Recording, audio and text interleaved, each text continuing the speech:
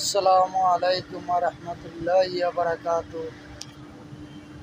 সম্মানিত প্রিয় দর্শক, যে যেখান থেকে আমার ভিডিওটি দেখতেছেন, দেশ বিদেশ থেকে সবাইকে জানাই আন্তরিক শুভেচ্ছা ও অভিনন্দন।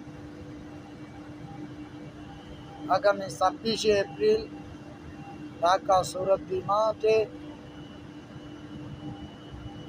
ফিলিস্তিনের পক্ষে এক বিশাল সমাবেশ।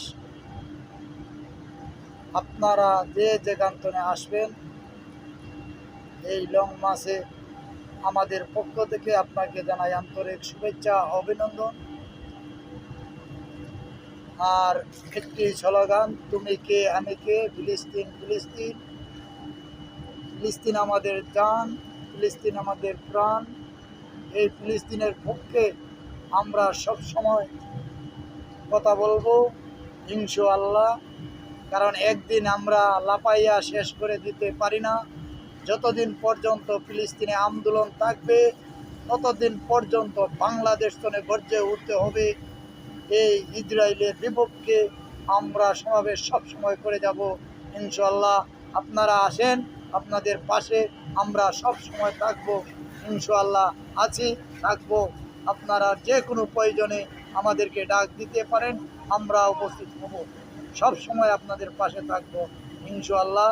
আসেন, এই লং মার্চকে সুন্দর ও সফল করে তোলার, সার্থক করে তুলে, দল মত নির্বিশেষে দুনিয়ার মজুর এক হোক, দুনিয়ার মুসলমান এক হোক, সবাই কাঁধে কাঁধ রেখে এই ইহুদির বিরুদ্ধে আমরা রুখে দাঁড়াবো।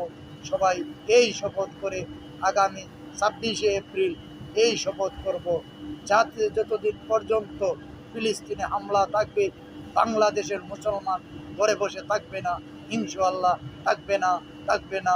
নারে তাকবীর, আল্লাহু আকবার। ফিলিস্তিন জিন্দাবাদ, ফিলিস্তিন জিন্দাবাদ। ইসরায়েলের পণ্য বয়কট বয়কট করতে হবে, করতে হবে। এই বলে আমি আমার বক্তব্য শেষ করলাম।